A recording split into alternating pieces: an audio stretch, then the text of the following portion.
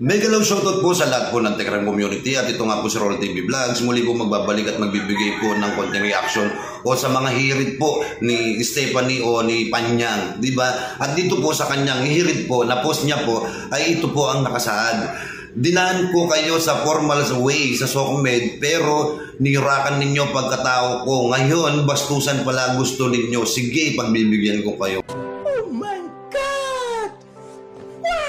Parang dito, sa sinasabi mo na pagbibigyan mo sila, ikaw mismo ang naghahanap ng gulo o ng walang katahimikan dito sa SOCMED. Diba? At ikaw din ang nagbibigay kung bakit nadadrag o napapasama itong bata o si Dave. Paano masabi? Kung ikaw ay tunay mong mahal itong batang kargador na to o si Dave, eh dapat ikaw masayo mismo, makita sa'yo mismo ni Dave na karapat dapat ka bang samahan, pakisamahan, di ba? Hindi yung ipapakita mo sa bata na talagang literal ka, na ikaw ay bitter o galit na galit ka. Bobo! Pinag-aralan ka, idaan mo sa mabuting proseso. Dahil sa kagustuhan mo, dahil sa kagustuhan ninyo na mapunta sa inyo ang bata, ay ginawa nyo naman talaga lahat ng plano ninyo eh. Diba? Yung itim yung plano o balak ninyo. hindi ka pa rin tumitigil. Diba? Tumigil na ang pamilyang Manalastas. Pero bakit hanggang ngayon, ay hindi ka pa tumitigil sa kakapost mo dyan sa social media account mo? Nice. Umuwi ka ng Pilipinas, kausapin mo si Tekram ng formal. Yun yung magandang way kung may pinag-aralan ka. Di ba? Dahil sa mga gusto mo na iparating kay Tekram, kausapin mo siya ng formal harap-harapan o face-to-face o in private mo man lang para masabi namin na meron kang pinag-aralan at edukado kang tao. Hindi yung idadaan mo sa social media. Stop it. Dahil sa hindi mamatay-matay ang galit mo sa Tekram o kay Tatay Ramin. Dahil nabalahura ka. Kaya ka lang naman nabalahura dahil din naman sa gawa mo. Post ka ng post. Di ba? Tapos, ang galing-galing mong mag-analyze ng mga kung ano-anong kwento. O ang galing-galing mong gumawa. Di ba? Ikaw mismo nakikipaglaban. Tapos sasabihin mo pa, na pinag-aralan ka, pero hindi mo nabasa yung sinulat mo o yung pinost mo na ang sabi mo, pagbibigyan mo sila sa gusto mo na gulo. Ikaw ang may gusto ng gulo, hindi ang Tekram o hindi ang Manalastas family. Alam mo, napakadali lang naman solusyonan ng problema mo, yung mga inanakit mo, nasabi mo na nasaktan itong bata na hanggang dulo ipaglalaban mo, maubos man ang kayamanan mo o pera mo. Wala naman kaming magagawa. Yung gusto mo ipaglaban, yung pagmamahal mo o ari-arian mo o pera mo. Kasi buhay mo yan, sarili mo yan eh. Ang problema lang dito, ikaw mismo nagbibigay kung bakit nagkakagulo o kung bakit hinihila pababa itong bata o bakit nadrag ng gusto ang kanyang pangalan. Kayo din mismo, na grupo ninyo, hindi kayo tumitigil. Dahil wala namang ginusto ang Tekram o ang Manalastas family kung hindi katahimikan at maayos na usapin lang. Diba? At wala namang gusto na gumulo ang Tekram community. Kayo lang naman gumawa lahat nito eh. Diba? Tapos ito pa ang kanyang post. Kasalanan daw ni Tekram kung bakit daw na naging si Sweet Mary o si Brian. Kumbaga parang tinukso-tukso, parang ganun. Di ba? Pati ba naman si Sweet Mary at si Brian, pinansin mo na rin? Wala ka na bang alam kung hindi umanap ng gulo o umanap ng butas para sa Manalastas family? Nakisyo, si Ramil daw kusintidor, nakisyo na nilove team nila, na hindi daw asawa ang hanap ni Brian. Ang hanap daw ni Brian, yun yung kalinga ng magulang. Diba? May isip na si Brian. O baka kayo lang din naman ang may gusto kay Brian.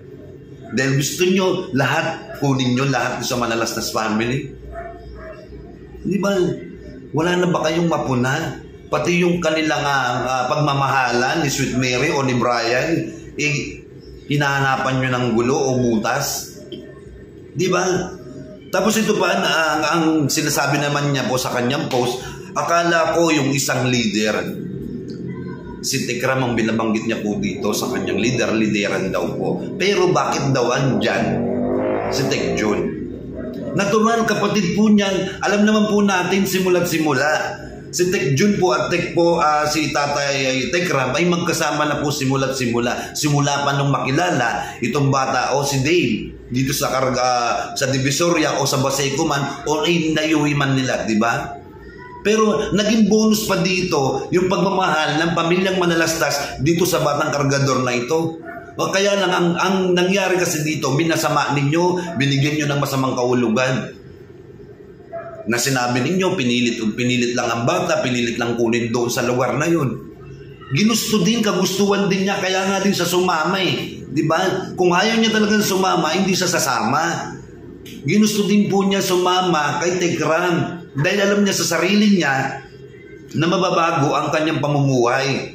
Kaya lang masyado niyang tinig advantage lahat. Diba? Nakita natin sa loob ng 5 taon, lumalaki po siyang unti-unti. Nagbago din naman ang ugali niya. Sa loob ng 5 taon, marami po tayong napansin na hindi maganda sa pag-uugali niya. Diba? Natuto siyang magsinungaling, natuto siyang tumakas, natuto siyang umalis na hindi marunong magpaalam. Dahil kay Francesca yan. Diba? Dahil kasi ang inyong balak kasi ay talagang pinagplanuhan nyo po lahat kung paano po mapapariwara o kung paano nyo nakuha itong batang ito.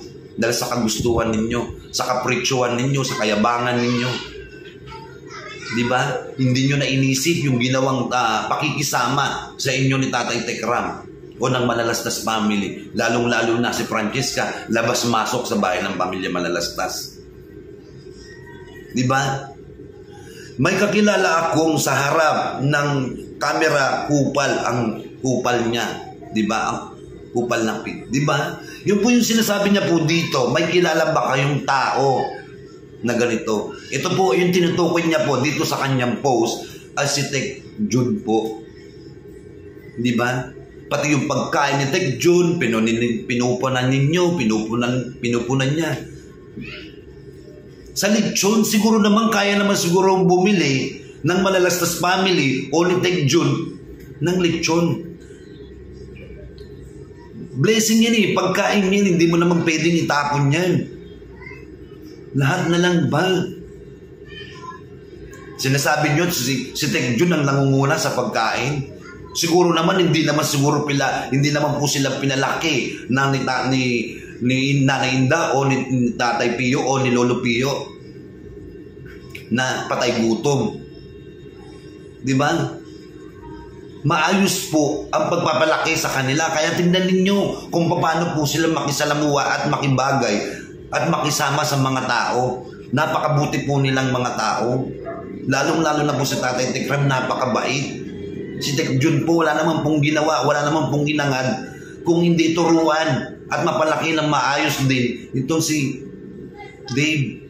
Di ba nandyan na po yun sa paggabay po ni Tek Jun. Natuto po siyang maggitara, natuto po siyang tumugtog ng piano, natuto po siyang kumanta, natuto din po siyang mag-drawing o mag-painting. Di ba? Nandahil kay Tatay Tekram, natuto siyang mag-drive ng motor, natuto siyang mag-drive ng sasakyan, at isa pa dito, sino bang hindi magkakagusto na matuto sa once in a lifetime po na matitikman na makapag-drive po o makalipad sa private plane. Di ba napakaswerte po ni Dave dahil nabigay po sa kanya lahat ng Manalastas family yung gusto po niya. Tapos sasabihin ninyo pinilit, hindi po siya pinilit, ginusto rin niya po yun. Sana naman po sa mga sinasabi ninyo kay Tatay Tekram, tigilan nyo na rin, tigilan nyo po na hilahin po pababa si Tatay Tekram. Kasi wala naman pong ginawa o wala naman pong ginusto si Tatay Tekram na mapasama po itong batang kargador na ito o itong si Dave. Gusto po ni Tatay Tekram maayos, lumaking mabuting tao, lumaking marunong makibagay, marunong tumanaw ng utang na loob. Dahil po ba sa pagdisiplina, minasama ninyo si Tatay Tekram? Natural, tatay po siya, na tumatayo po siyang guardian o tatay ni Tatay Tekram. Di ba? Didisiplinahin niya po. Kasi hindi po maganda na walang disiplina ang bata o ang tao o si Dave. Dahil si Tatay Tekram din po ang mapupulaan kapag pong batang ito o si kargador na ito o si Dave ay lumaki pong maging bastos. Di ba? Wala pong magulang na gustong lumaking maging bastos po itong bata. Kaya lang masyado nyo pong misinterpret po kasi. Di ba? Ang gagaling nyong magsasalita, ang gagaling nyong magpo-post. Lahat na lang pinupunan ninyo. At isa pa dito, pati ang ninang ni Kuya Luis na sinasabi ninyo na nagpupokpok, nakisugan ito, nanglilimos, ginagamit ang video para video ni Dave para sa birthday ni Kuya Luis. Di ba? Lahat na lang. Wala kayong pinapalampas kahit isa. Nakakaano lang kayo na dito pa lang nakikita sa kung ano ka na yung klaseng tao. Napaka-kitid ng mga utak ninyo para sa mag-isip ng mga ganyan. Dahil sa pagiging pandom ninyo, namimersonal na kayo. Di ba? Nakakaawa naman kayo. Kumbaga, kaming mga viewers o mga commentator dito, kitang-kita na namin, alam na namin kung ano pa yung klaseng mga tao. Ang sasama ninyo. Ganyan ba pagpapalaki sa inyo ng magulang ninyo? Di ba? Tapos, sa pagkakaso, sabi mo, aharap si Dave. Sinasabi mo ba, mayroon pang baha, walang opisina, lahat in-screenshot na, yung mga videos, mga picture, lahat na lang. Wala ka nang pinalampas. Yan ba yung ipaayano nyo kay Dave? Ipapamulat nyo sa kanya? Yung galit nyo sa mga puso ninyo? Dapat ang ituro nyo sa bata o sa paggabay nyo dito kay Dave, magiging mabuting asal. Marunong rumispeto sa tao, marunong tumanaw ng utang na loob. Hindi yung ipapamulat nyo o ibibigay nyong gabay sa kanya, magiging masamang tao siya. Di ba? Tapos sabihin ninyo, gusto namin sumama sa inyo. Walang gustong sumama sa grupo ninyo. Kahit kailan hindi kami sasama sa mga adikain ninyong hindi maganda. Wala naman kayong naidulot eh. Di ba? Kung hindi kasamaan, galit. Di ba? Tapos, sinasabi nyo pa na yung big event ninyo, itong darating na Agosto, tuloy-tuloy ang Pasko. At least, alam namin sa sarili namin na gumawa kayo ng kabutihan. Binigyan nyo ng magandang selebrasyon itong si Dave. Alam nyo, pag maganda pa yung ginawa ninyo dito sa kwarte na sinasabi ninyo, baka ako pa mismo magpasalamat ako sa inyo. At least, nakita ko talaga nga binigyan nyo ng magandang kinabukasan o party. Common na yung party. Ang inano natin dito, sana maituwid ninyo o matuwid ninyo itong bata o si Dave sa magandang daan na tatahakin niya sa kanyang buhay. Hindi yung puro na lang galit ang makikita niya sa inyo. Pati, di ba? Lahat na lang. Yun lang yung masasabi ko sa inyo. Sana, abang lumalaki at nagkakaisip ng gusto, di ba? Gabayan ninyo. Ituro nyo sa magandang kabutihan ng puso. Tanggalin nyo yung galit nyo sa inyong mga puso. Kasi wala naman ding mangyayari. Di ba? At least, baka maging benefits pa sa inyo na kapag makatapos siya sa pag-aaral, maganda yung mga kinailatnan niya, maganda yung kinabukasan niya, matutulungan niya yung pamilya niya o si Nanay Mansanas niya. Di ba? Okay lang pala na umalis pala itong si Dave dito sa mga malalastas family. At least masasabi namin na meron na siya, may nakatapos sa pag-aaral, maganda na yung buhay niya. Di ba? So yan lang po yung masasabi ko dito sa aking opinion sa mga post po ni Stephanie Panyang, di ba? Sa mga hindi pa po nakasubscribe sa ating YouTube channel sa Rolly TV Vlogs, pindutin nyo na po yung subscribe, then pindutin nyo po yung bell button para lagi po kayong updated. At sana po, wag na wag po kayong mag-skip ng ads. Maraming salamat po and God bless po sa inyong lahat.